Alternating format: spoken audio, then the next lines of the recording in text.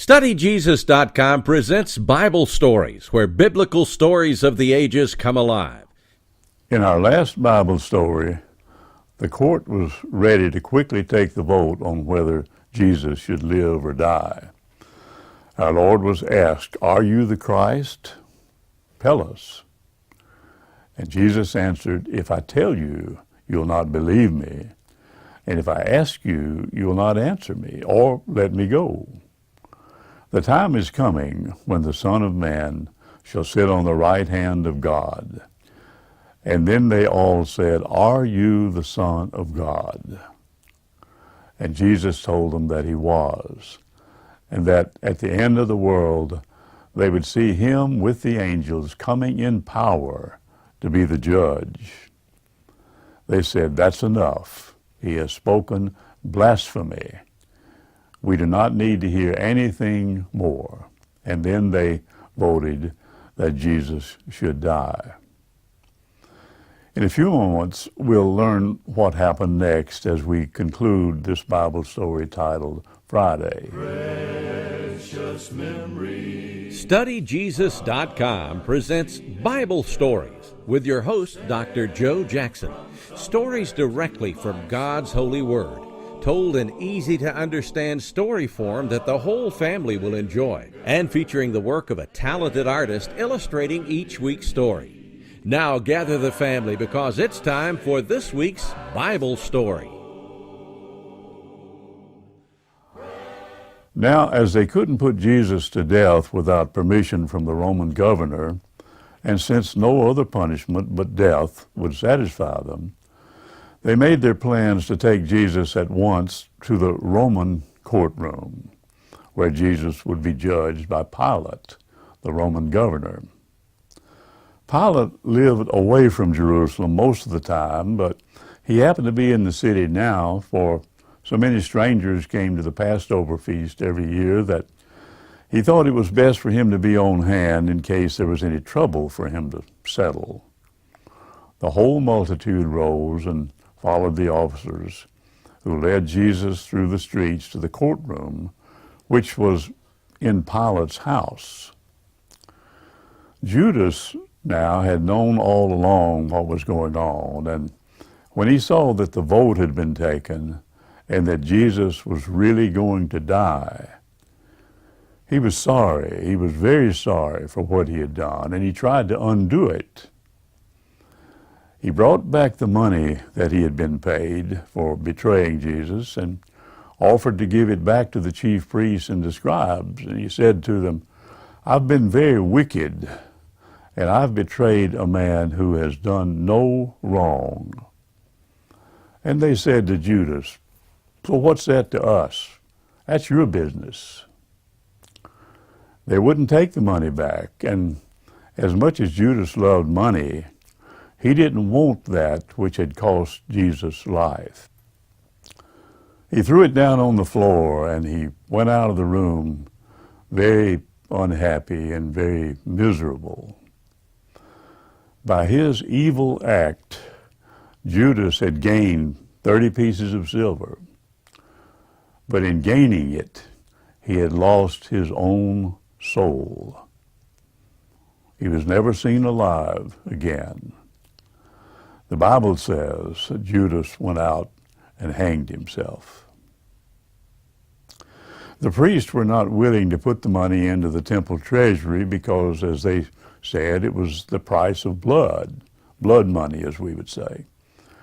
So, as they didn't know what else to do with it, they bought a piece of land, which they used as a burial ground for strangers whom they didn't wish to bury in their own tombs.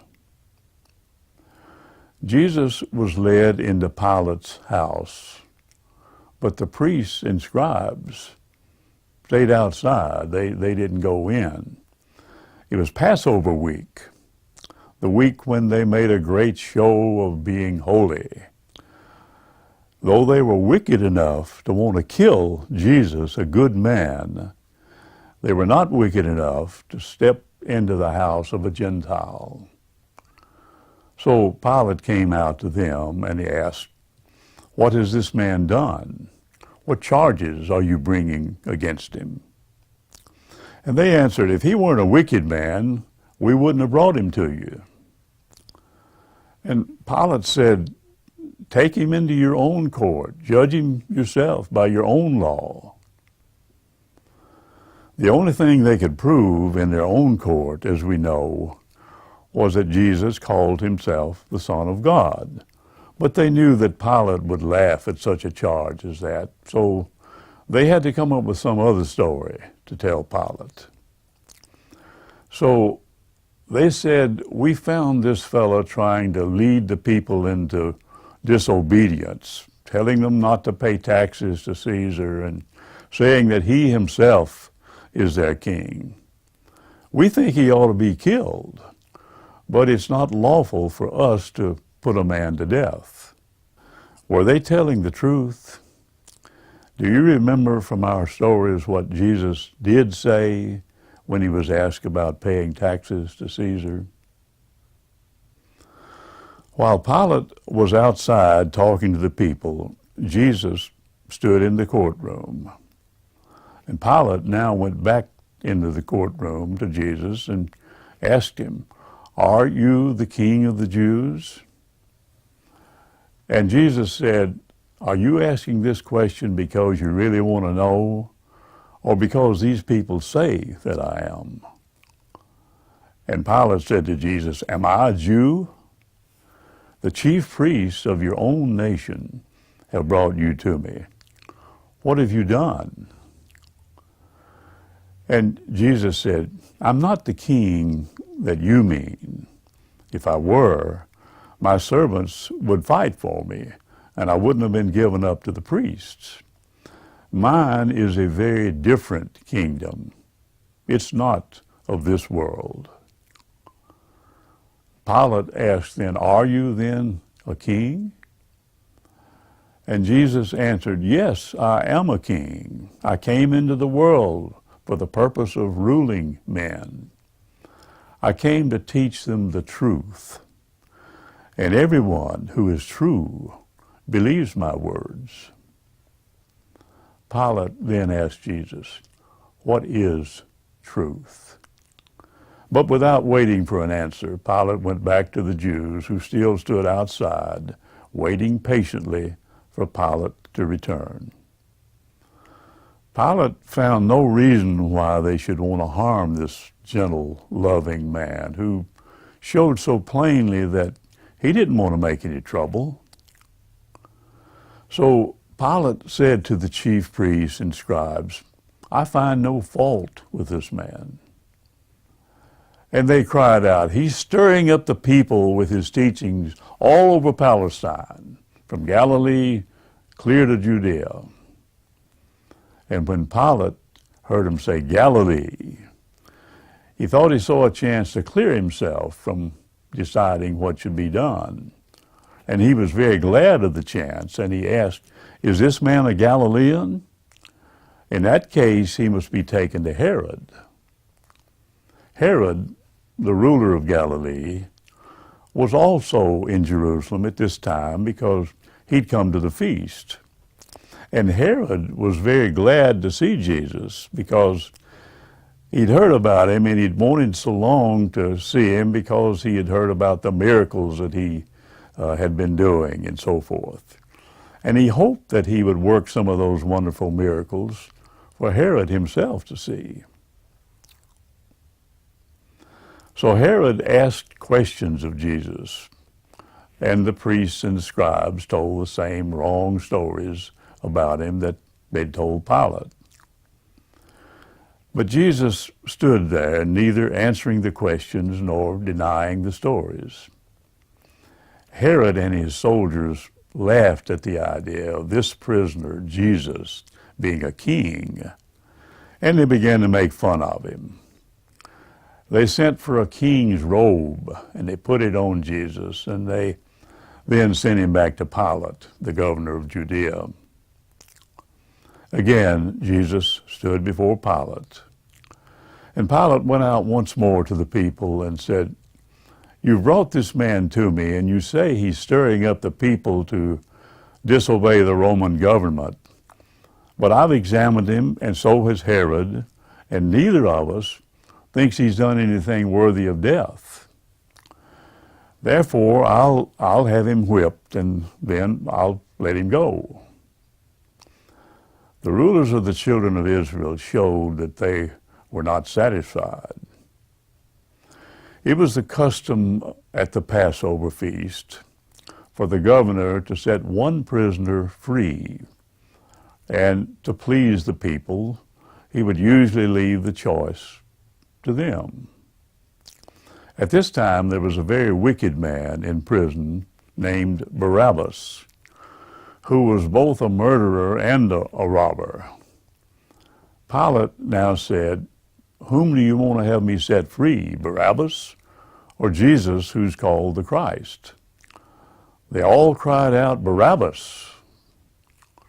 And Pilate, who wanted to set Jesus free, spoke again, "What shall I do then with him whom you call the King of the Jews?"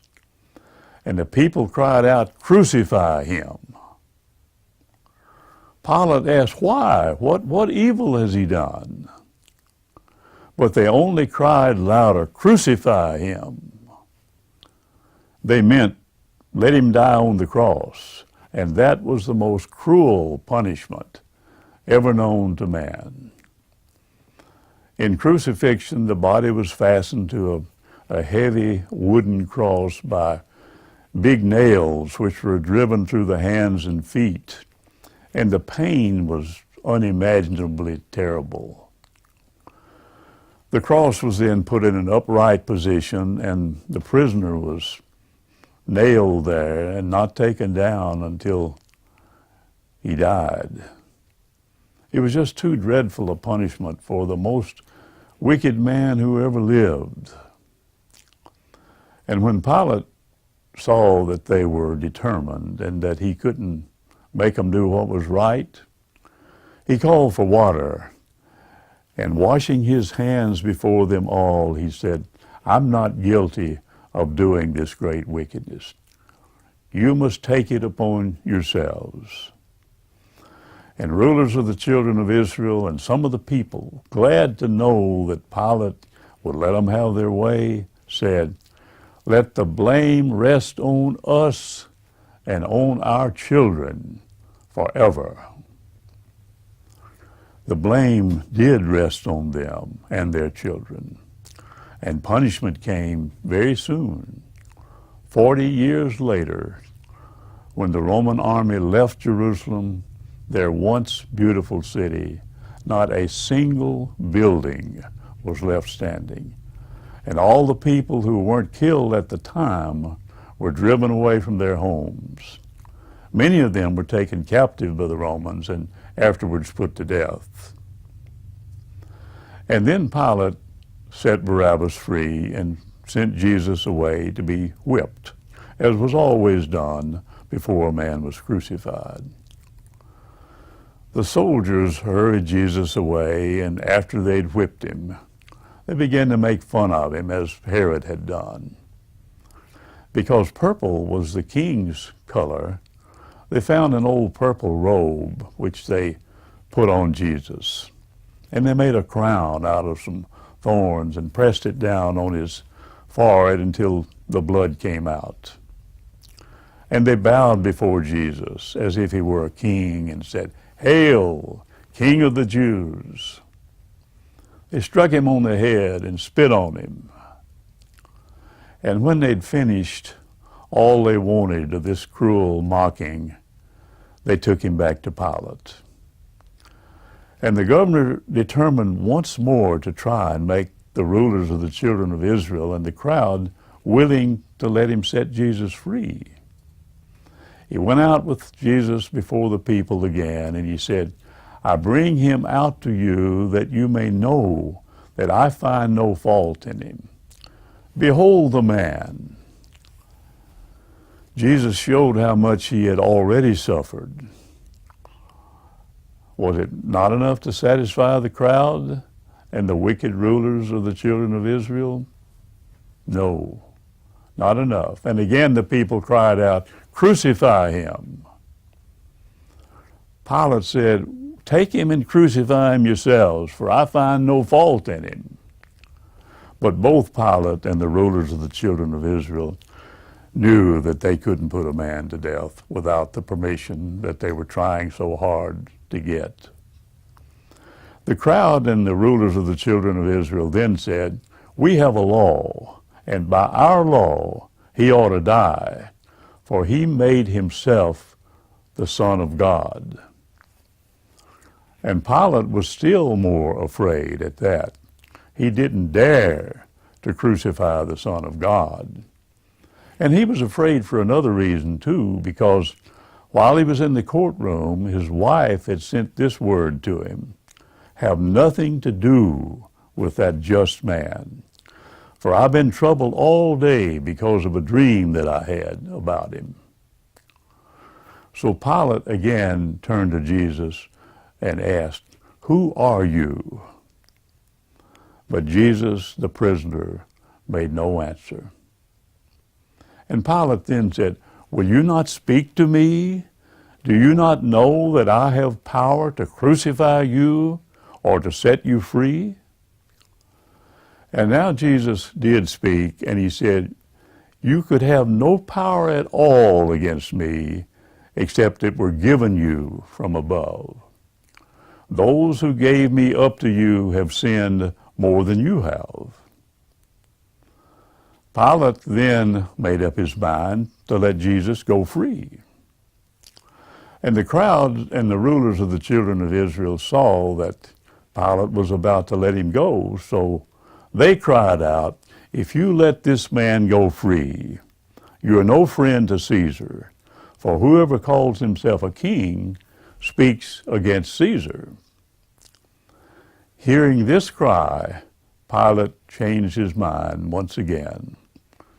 If the crowd and rulers of the children of Israel were to complain of Pilate to the emperor, another governor might be put into Pilate's place. Pilate would rather do wrong than to have that happen. So once more, Pilate tried to make the crowd and the rulers of the children of Israel pity Jesus. And he said to them, "Behold your king. Shall I crucify your king?" And they shouted back, "We have no king but Caesar." What an answer from those very people who hated to be under the Roman power and were so very unhappy because they were obliged to obey the emperor.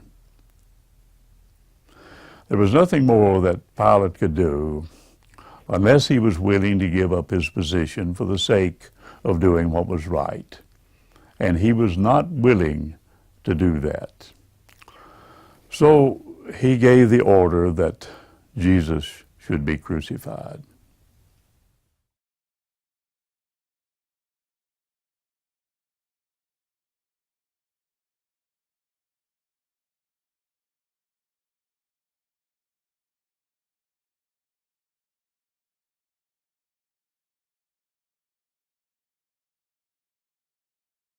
Sent from somewhere to my soul.